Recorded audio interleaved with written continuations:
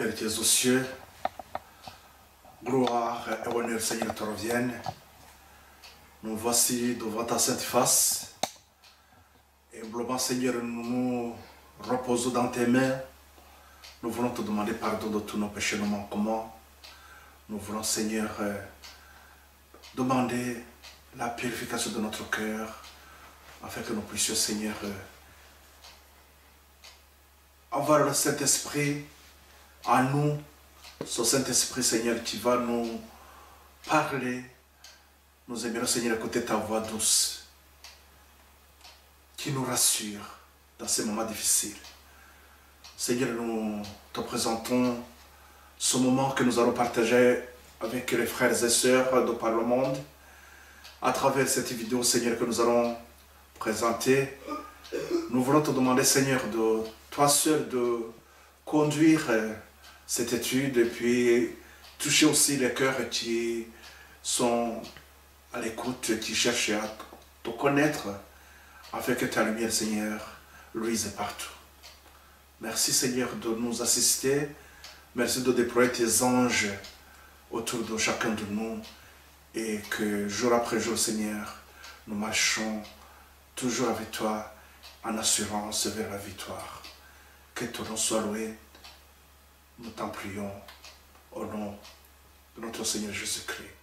D'abord, vous montrer comment, sur un chemin global, comment ce monde, où il va, ou comment il devrait être. Donc, dans ce cas, on va comprendre ce qu'on appelle cette confusion dont je vous parle. Donc, si nous prenons, essayons de mettre ça sur une ligne.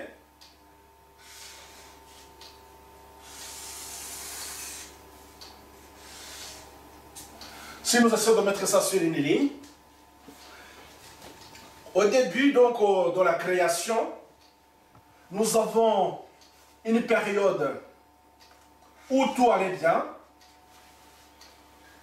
Donc je dirais que c'est cette première période là donc, où tout va bien.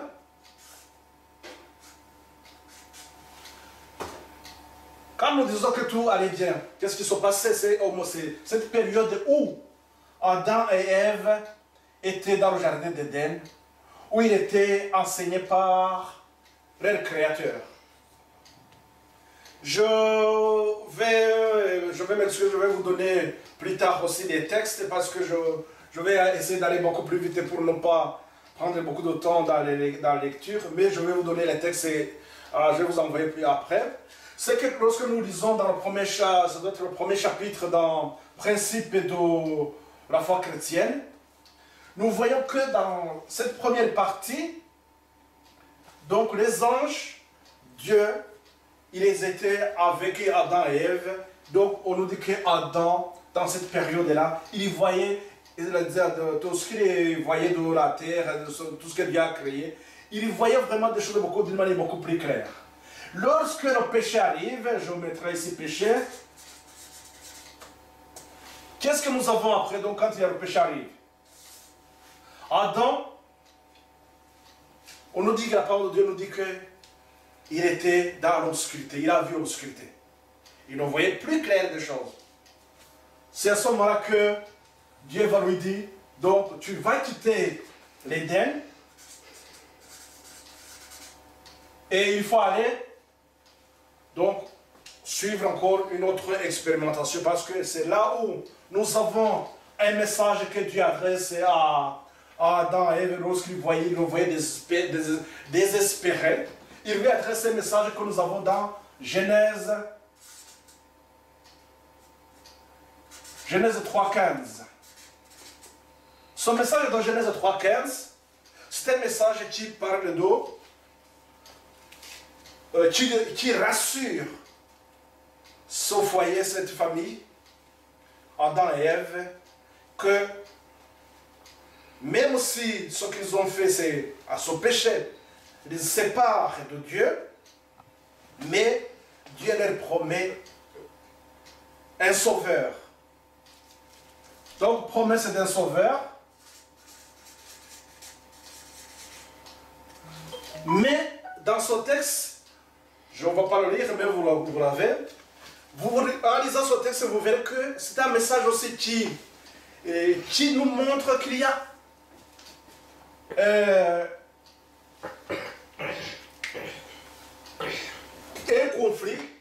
un conflit qui est déclaré. Donc je vais remarquer par un stylo rouge. Donc il y a un conflit qui est déclaré.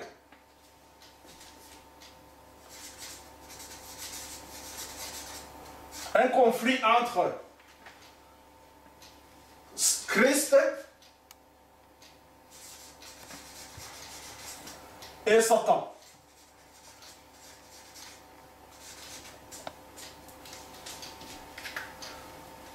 Donc, si je me résume bien, c'est que dans Genèse 3, ils vont nous parler d'un conflit.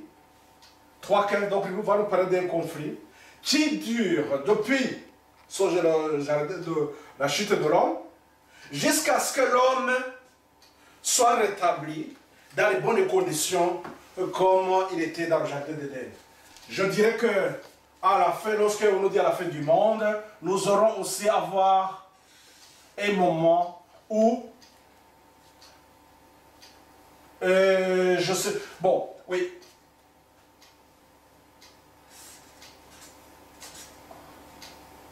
Je vais mettre retour Éden, c'est-à-dire pour tout simplement retour à la condition que l'homme, à sa création, comment il était. Donc à ce moment-là, c'est que à ce moment, lorsqu'on est lorsque nous pouvons être en contact avec notre Dieu. Donc c'est cette condition que Dieu voulait nous amener. Bon, donc dans son conflit, je vais prolonger ma ligne pour l'amener jusqu'à la fin. Après, nous allons voir ce qui se passe dans son... C'est-à-dire que dès l'arrivée du péché, le péché introduit un conflit entre Christ et Satan, et ce conflit va durer longtemps. Dieu, dans sa miséricorde, il ne laisse pas l'homme dans une situation obscure comme ça. Ce que Dieu a fait, il donne sa parole. Aujourd'hui, nous appelons ça sa parole, bien nous appelons ça la Bible. Ou bien je vais mettre tout simplement la parole de Dieu. Dieu va donner à l'humanité depuis de la création, il lui donne des instructions.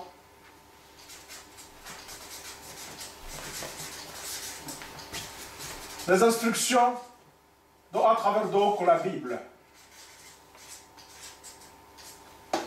Bon, à part que bien sûr, vous savez très bien que la Bible a été faite. Donc c'est une compilation de plusieurs livres, mais d'après on dit que ça devient la Bible. Donc, ce que nous avons ici,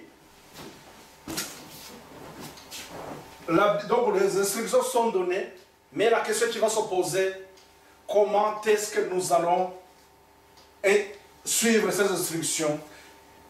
Lorsque nous arrivons à suivre les instructions telles qu'elles sont, donc c'est ça qu'on peut appeler aussi la lumière que Dieu donne, les instructions qui vont guider l'homme, qui va rétablir l'homme, qui va lui indiquer comment il va sortir de la situation. Mais donc dans ce conflit, nous avons Satan qui va amener beaucoup plus vers les ténèbres. Et nous avons Christ qui nous a apporté la lumière. Je vous donne ce schéma général pour que nous puissions comprendre ce conflit qui commence depuis ce temps-là. La question qu'on peut se poser, lorsque nous parlons donc dès le début, donc nous avons Adam, qui, selon son histoire, nous savons très bien qu'il a eu 2 enfants. Il y a eu Caïn et Abel. Et nous savons très bien, nous avons compris leur histoire. Il y a Abel qui a suivi les instructions de Dieu. Donc je dirais que Abel, il est... Je vais noter ça avec une autre couleur, excuse-moi. Donc nous avons Abel, qui est du côté de la lumière, et nous avons Caïn,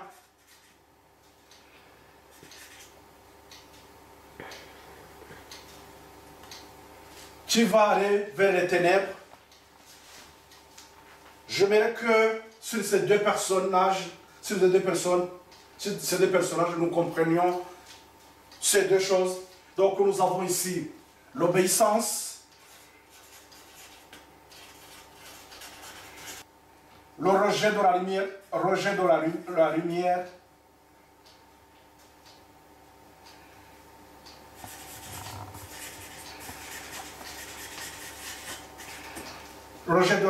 C'est-à-dire que depuis la création, nous avons deux voies. Une voie de l'obéissance et une voie de la désobéissance. Soit nous allons suivre les instructions qui sont dans la Bible, telles que la Bible nous le donne, ou bien nous allons faire comme le bon nous semble, comme Caïn l'a fait. Nous allons suivre notre propre voie. Et le problème, c'est que nous allons aller vers la fin, c'est que c'est vers la perdition. On va continuer donc ça serait vers la perdition. Et ici, nous avons donc une voie qui amène dans la perfection, qui amène donc dans le jardin d'Éden. Qui va ramener l'homme au retour. L'homme va retourner donc dans l'Éden. Cette question, ça vous semble peut-être beaucoup plus élémentaire, mais j'aimerais que vous compreniez ceci. D'abord, le principe de base, il est là. Et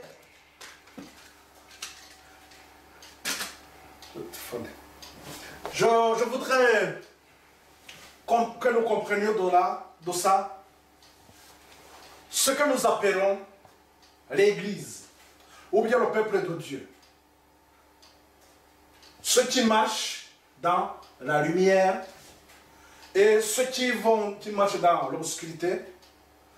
Nous avons donc ces deux chemins et il n'y a pas un autre. Et pourquoi encore j'insiste sur ça? C'est pour que chacun de nous essayons de nous situer. Parce que aujourd'hui nous avons plusieurs dénominations qui se disent églises et qui se disent qu'ils sont en train de diriger les gens dans la voie de Dieu. Mais le problème, c'est qu'il y a une multitude et à un moment donné, on n'arrive même pas à comprendre réellement où est-ce qu'ils vont nous amener. Et la question qu'on peut se poser sur ça aussi, quel que soit notre niveau d'instruction, quel que soit notre milieu de vie, Dieu dans sa miséricorde, il donne un message clair, net, simple, pour que toute personne puisse comprendre réellement cette voie qui nous introduit dans la lumière et l'autre qui nous amène dans le ténèbre.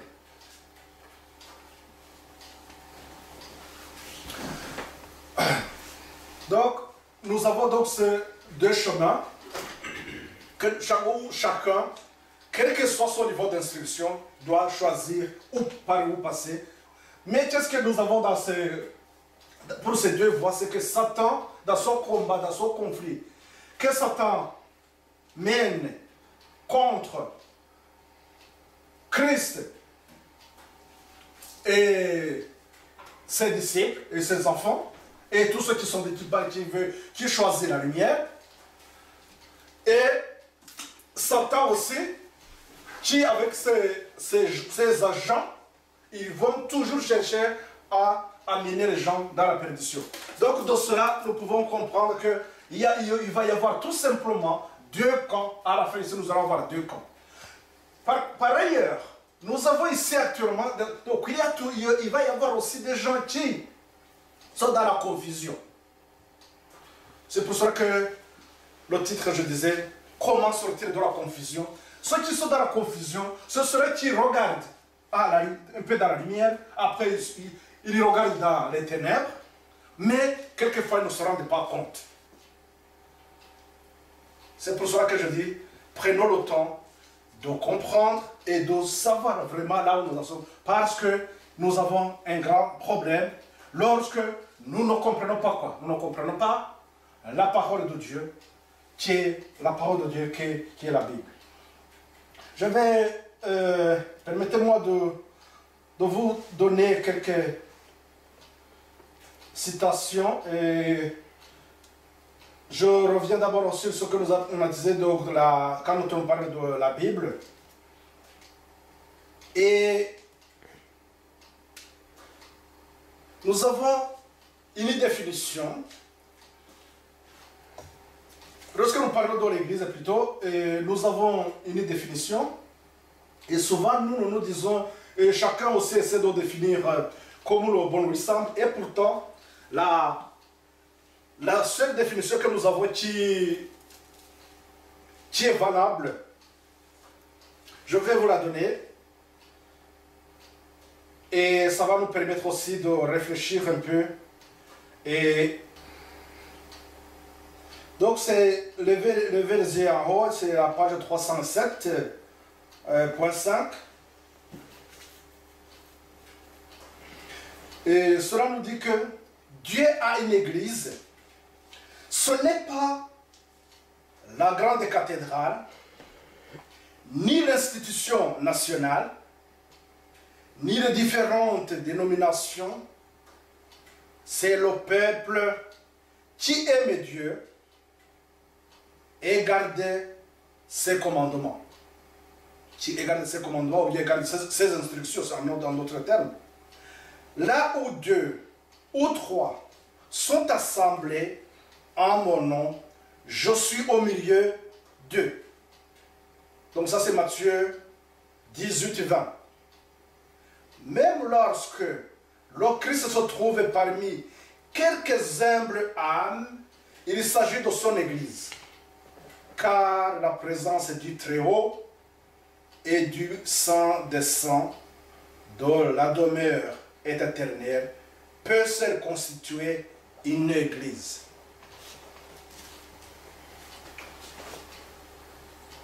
Nous devons considérer comme une Église, non pas parce que nous sommes un grand nombre de personnes, et tout le monde croit à ça, non pas parce que nous avons des constructions partout, nous sommes partout, non seulement parce que nous avons une popularité, ou bien on nous dit que même où deux ou trois sont assemblés et que Dieu est au milieu d'eux, cela constitue son Église.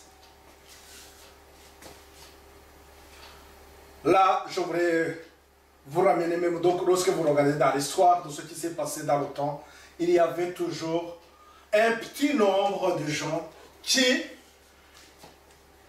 luttent contre l'ennemi, donc qui luttent contre Satan et ses agents, qui arrivent à s'accrocher vraiment à Christ et marcher toujours dans la lumière. Donc, ce que nous avons, en revenant encore dans la définition, j'aimerais que vraiment que chacun partout là où nous sommes, pour sortir de la confusion, donc la première des choses, c'est quoi? C'est de marcher dans la lumière. Considérons donc les instructions que Dieu nous donne. Message à la jeunesse, je vous donnerai plus tard la citation. Message à la jeunesse, il nous dit que c'est de la Bible que nous tirons les instructions, les principes qui vont nous conduire dans notre vie et qui vont nous conduire dans la lumière. La question, dans le texte aussi que nous avons dans plutôt dans, oui, c'est aussi dans le principe de la foi chrétienne. Là où je vous ai dit même au début que les instructions sont données même au plus, en sorte que même le plus faible, donc dans même l'illettré, même un enfant, grand ou quelqu'un qui n'a pas même d'instructions, peut lui servir, il va comprendre réellement le message du salut. Ce message qui est donc le message du salut, Genèse 3,15, il faut que aussi, je m'adresse donc à ceux qui enseignent, qu'ils comprennent aussi que cet enseignement que nous donnons, si elle est mal, si nous n'arrivons pas à montrer réellement le niveau que constitue donc ce message de Genèse 3,15. Dans Genèse 3,15, je voudrais vous amener à quelque chose que lorsque Adam, disons après la sentence, qu'est-ce que Dieu a fait? Qu'est-ce qu'il a fait? Donc la première chose, ce qu'il a fait, il a instauré le sacrifice.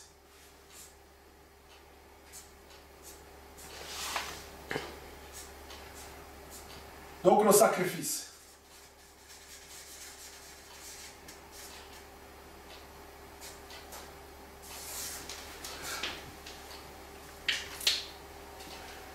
Lorsque nous lisons dans Patriarche et Prophète, je pense à la page 46, on nous dit comment aussi ce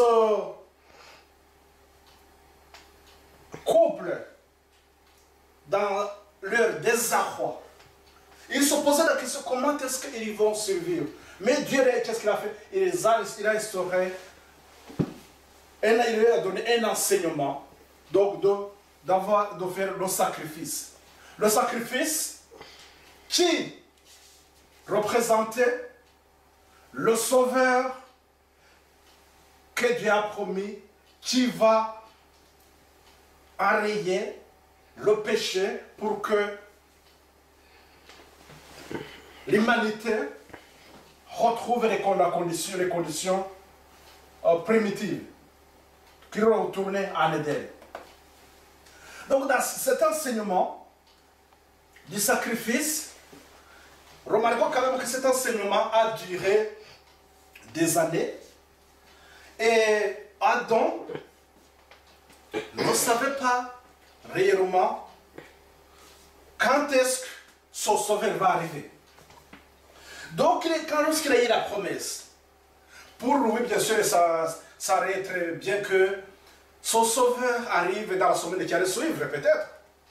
Il aurait aimé que le sauveur arrive dans des mois qui suivent peut-être. Mais donc quand il était là, il y avait bien sûr cette situation qui l'accablait. Mais qu'est-ce qu'il devrait développer? Donc il devrait développer la foi.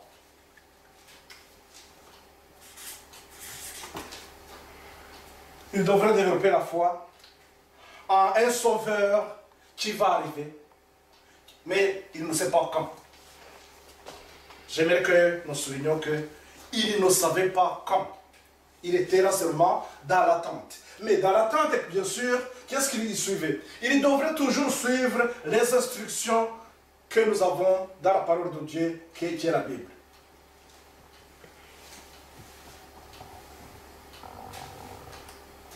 Là, lorsque nous avons lorsqu'on approchait la date, le moment où le Sauveur va arriver, qu'est-ce que nous avons?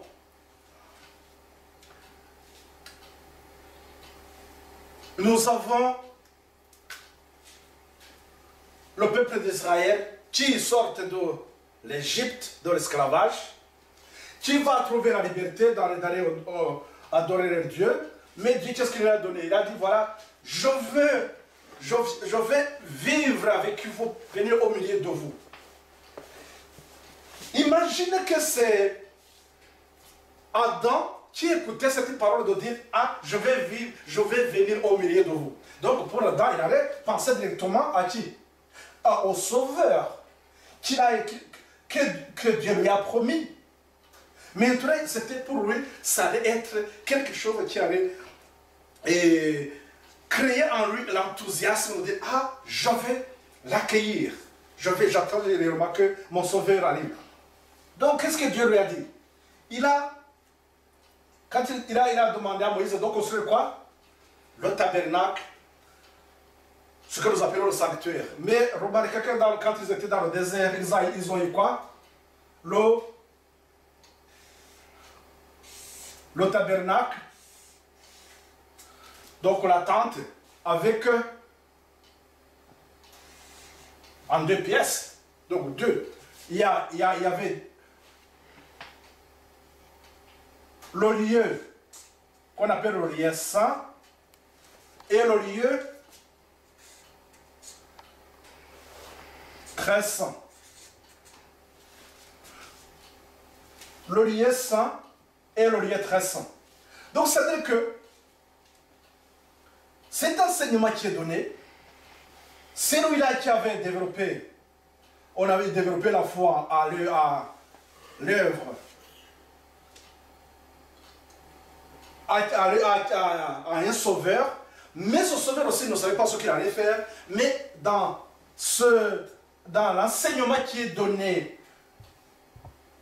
à travers le tabernacle, là où nous parlons d'un lieu saint et le lieu très saint, ça, c'était la leçon qui était là-bas, c'était l'œuvre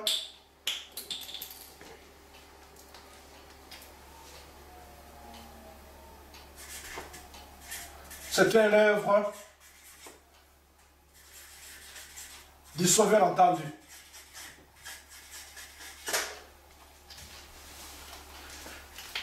Ce que le Sauveur qu'Adam attendait, voilà ce qu'il allait faire.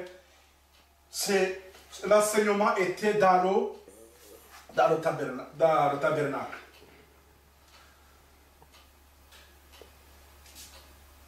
Je vais essayer de tracer une ligne en bas que nous allons exploiter après.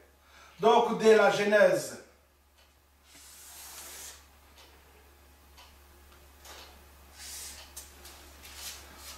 Donc, nous avons un temps où on attend l'arrivée d'un sauveur, on ne sait pas quand. On ne sait pas quand ce sauveur va arriver, mais quand même, ils ont l'enseignement. Je vais mettre quelque part ici l'arrivée du Sauveur.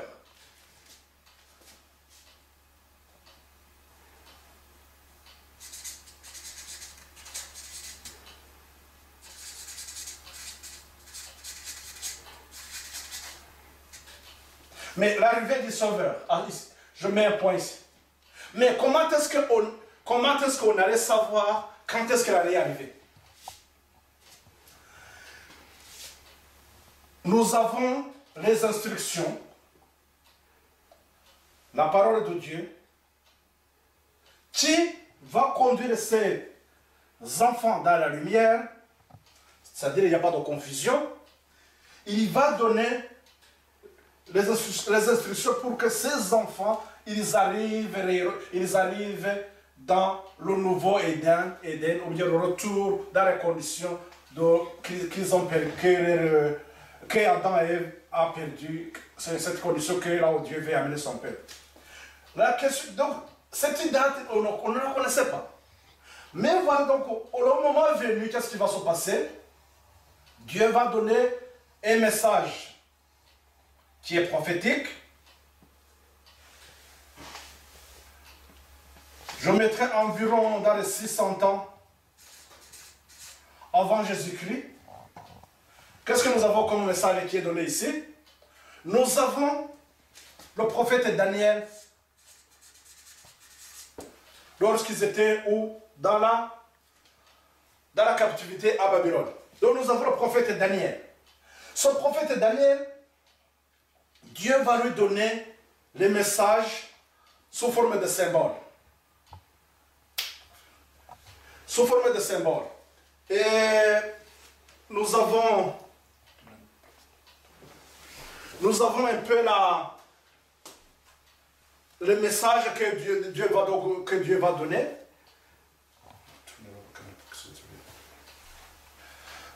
Donc, il lui a donné un message que nous avons sur ce tableau. Sur ce tableau. Et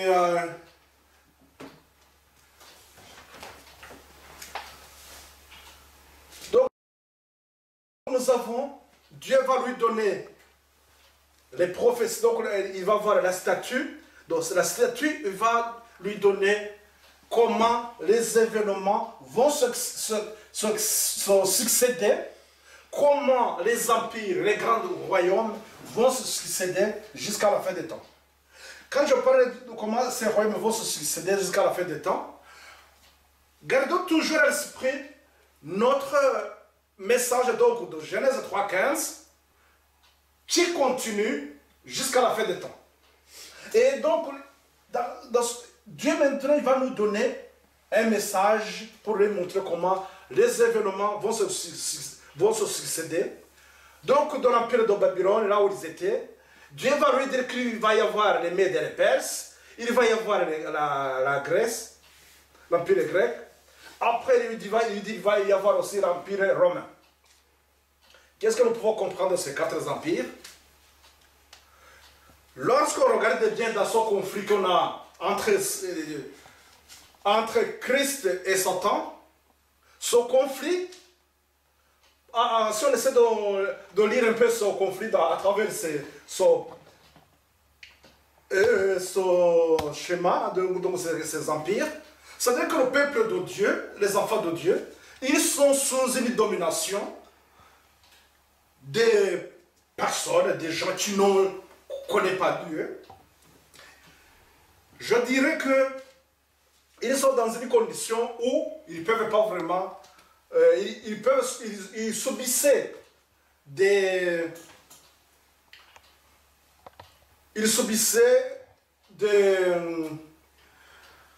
contraintes physiques. Pourquoi je parle de... J'aimerais qu'on voit quelque chose qui est très fort ici. Des contraintes physiques, c'est-à-dire qu'on pouvait les tuer, on pouvait faire tout ce qu'on veut, les empêcher à manger, quoi que ce soit, mais on a remarqué quand même que malgré les persécutions physiques, son peuple de Dieu, il y avait toujours des enfants qui voyaient vraiment, qui comptaient sur le Sauveur, qui continuaient toujours à marcher dans la lumière. Mais, quand on essaie de regarder un peu dans l'histoire ce qui s'est passé, c'est qu'à un moment donné, Satan, ce qu'il cherchait à faire, c'était d'empêcher que les enfants de Dieu aient dans leurs mains les instructions que Dieu leur a données. On peut aller beaucoup plus en arrière, voir ce qui s'est passé avec le roi Josias. Lorsqu'à un certain moment, ils ont perdu même le livre, ils ne savaient pas, c'était ce livre qui contenait les instructions, ils ne savaient pas où se trouver. Donc ce que nous avons ici, donc, nous avons une persécution physique, mais après Satan, qu'est-ce qu'il va voir? Dans d'autres enseignements que nous avons, c'est qu'à un moment donné, Dieu aussi va donner encore un message dans Daniel 7, il va lui donner les 4 bêtes, mais ces 4 bêtes, il va donner encore un enseignement beaucoup plus profond aussi. Il va dire, du 4e bête, il va y avoir encore autre chose, une petite corne. Dans cet enseignement, donc, Satan va changer la façon dont il enseignait, donc il persécutait le peuple de Dieu, mais il va utiliser quoi? Il va utiliser maintenant la confusion. C'est-à-dire, physiquement, persécution, on met de côté, mais adoptons la corruption, la séduction, pervertissons la parole de Dieu. Rappelez-vous ce qui s'est passé à Ève. Lorsque Satan a approché Ève, il n'a pas bousculé Ève, mais il s'est présenté comme un ami. Donc, amis, faisons l'alliance ensemble. Qu'est-ce qui va se passer après? C'est que la parole de Dieu va perdre sa substance originelle. C'est-à-dire qu'il va y avoir la confusion. Donc, une confusion commence avec cette quatrième bête, avec l'arrivée de la petite corne. Et nous avons donc d'autres instructions qui suivent. Là, je ne vais pas aller dans les détails de tout ça. Mais remarquez quand même que ces instructions, nous avons déjà les événements qui sont datés. Tel que nous aussi, j'ai essayé de les faire sur ce point, sur ce tableau. On a essayé de voir des événements aussi qui sont datés. Mais l'attention, elle est attirée, l'attention m'a été attirée, c'était de se demander pourquoi tous ces événements que nous avons ici, tous ces événements touchent l'année 1843-1844. Dans cette année, je reviens à ce que nous avons fait tout à l'heure ici, c'est qu'après nous avons ces deux enseignements qui avaient été donnés. Donc la foi en Jésus, au Sauveur qui va arriver, l'arrivée du Sauveur et son œuvre, mais dans son œuvre, nous avons ces deux éléments. Et comme nous savons qu'il y avait le lieu saint et le lieu très saint, dans le lieu très saint, c'est là où nous avons la trône de le jugement. Donc, c'est-à-dire que dans l'œuvre, dans cette œuvre qui est là, nous avons donc l'œuvre de la sanctification.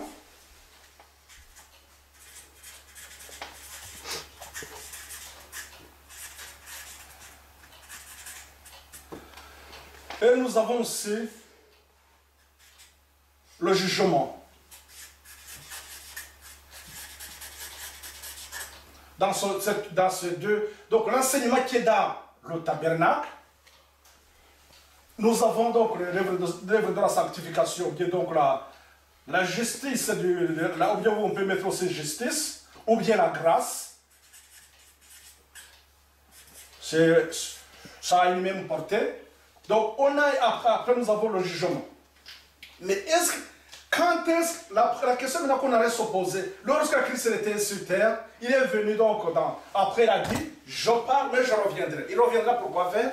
Il reviendra pour appliquer le jugement. Quand est-ce que ce jugement va se faire? C'est quelque chose que nous devrions aussi voir dans cet enseignement que Daniel a eu parce que Dieu lui a donné les enseignements jusqu'à la fin des temps. Mais lorsque nous parle de l'arrivée du jugement, la question donc c'était de se poser quand est-ce que le jugement va arriver. Et les prophéties donc de Daniel, telles que nous l'avons Daniel 8 et 14, que nous ne va pas l'aborder ça maintenant, donc qui va nous parler du jugement, c'est-à-dire qu'il faudrait qu'on arrive aussi à savoir quand est-ce que le jugement va arriver. Donc, dans cette ligne, donc le message, les instructions que nous avons en rapport avec ce conflit de Genèse 3.15, nous avons donc l'année à laquelle le Messie allait arriver, le Sauveur allait arriver. Donc les Écritures nous montrent que c'était à l'an 27. Et nous avons aussi Daniel 8, 14, qui nous parle de 2300 et qui allait nous indiquer aussi 1844.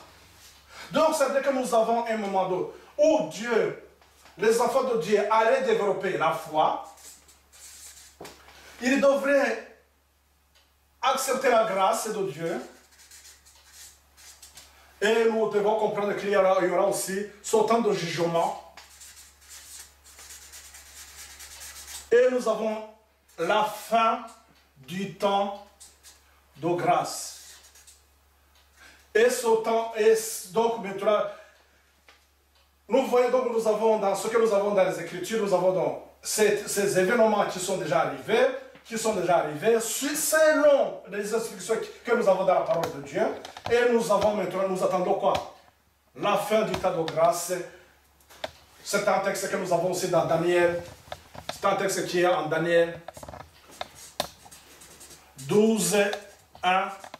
Lorsque Michael se lève, ça veut dire que quand est-ce que Christ va dire c'est fini, j'ai terminé mon œuvre. Donc ça veut dire que j'ai terminé le jugement, c'est donc c'est fini. Donc vous comprenez que dans ce que nous avons ici comme jugement, là Christ se présente comme un médiateur. Donc c'est pas lui. On est devant le jugement, mais lui il fait quoi? Il est médiateur.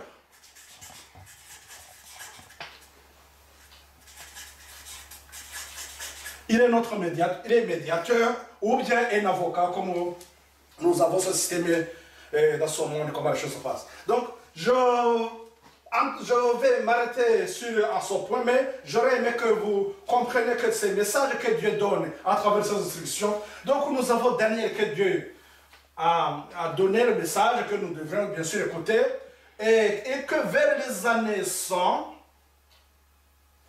environ 100 ans, de notre ère bien sûr, nous avons un autre message qui est l'Apocalypse. L'Apocalypse ou bien les révélations.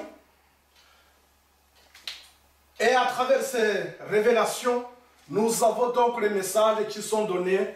Et on nous parle de 7 églises.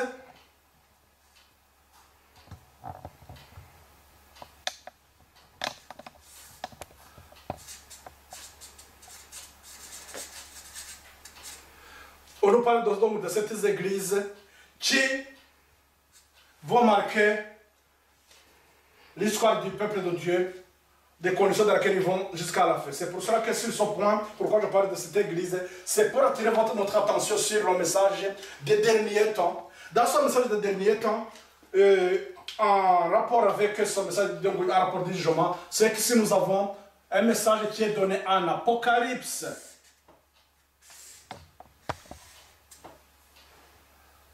Apocalypse 14, qui nous parle du message de 3 anges. Donc nous avons le premier ange, deuxième ange et troisième ange. Donc le message d'Apocalypse, donc ça c'est l'Apocalypse 14, qui est le dernier message, un message que Dieu demande à son peuple des derniers temps, de temps de la fin, d'annoncer ce message. C'est pour cela que, lorsque je vous dis, ne tombez pas dans la confusion, c'est parce que tout est donné, tout est écrit, tout est daté. Nous devrons écouter ce que la parole de Dieu nous dit, mais la question maintenant c'est comment exploiter la parole de Dieu, comment est-ce qu'on va y arriver. Donc, pour l'instant, je vais m'arrêter sur ce point. Je ne vais pas aller beaucoup plus loin que ça, sur cette première partie. Je vous inviterai, peut-être qu'il doit y avoir quelques questions, je vais arrêter cette première présentation ici. Et s'il y a des questions, peut-être vous pouvez les envoyer sur notre groupe, ou bien ceux que vous avez mon messagerie WhatsApp par exemple. Vous pouvez me l'envoyer, comme ça on peut répondre. Parce que je voudrais revenir beaucoup plus sur cette dernière partie, parce que ce qui nous importe aujourd'hui, c'est de comprendre les événements tels que nous les vivons aujourd'hui. Ce n'est pas beaucoup plus pour aller beaucoup plus dans ce qui s'est passé, mais ça je voudrais tout simplement brosser le tableau général qui nous montre que depuis le jardin d'Éden, Dieu veut voir son peuple revenir en Éden, en passant par son conflit, mais dans son conflit, nous avons quand même un vrai capitaine qui nous rassure, Christ, qui a vaincu, et c'est celui avec lui que nous pouvons aussi vaincre. Et dans cette démarche, il y a donc ce que Dieu nous demande. Il faut que,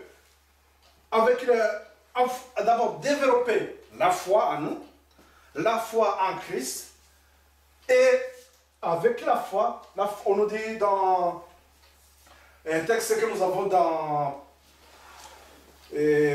Patriarche et prophète, je pense à 410.3, il nous dit que la foi, c'est la main de l'âme qui s'empare de la grâce. Avec la grâce, donc nous sommes dans la voie de la sanctification. Nous changeons notre caractère, c'est la formation du caractère, et pour que nous puissions aussi tenir dans ces derniers temps, parce que dans ces derniers temps, c'est là où l'ennemi aussi double ses armes et son combat, et nous devons tenir ferme, et nous devons comprendre aussi qu'est-ce qui se passe, comment nous tenir dans ces derniers temps en tant que l'Église. Rappelez-vous ce que je vous ai donné comme définition de l'Église. Que nous soyons 2, 3, mais tenons ferme. Et ça, c'est un combat qui est aussi individuel, bien sûr. Nous devons comprendre maintenant ce qui nous attend. Le message de l'Apocalypse 14, 6 à 12. Donc, 6 à 12. Là, on nous parle du message des 3 anges. Comment nous devons nous y tenir, comment nous devons aussi faire ce travail. Que le Seigneur nous aide à aller beaucoup plus dans nos études et fortifions-nous. Ayez d'abord la confiance en la parole de Dieu et comprenez ce que Dieu veut de nous et quand est-ce que nous allons nous-mêmes, comme la parole de Dieu nous dit que même les illettrés, même le plus enfant, même le plus petit, peut comprendre, bien sûr, ces 3, développer la foi, saisir la grâce, et il y a le jugement. Et c'est cet enseignement qui a été donné à travers le sanctuaire, et c'est le même enseignement que nous avons aussi avec les 3 anges. Que le Seigneur nous aide à comprendre et à marcher dans sa voie. C'est ma prière pour vous et pour moi. Amen.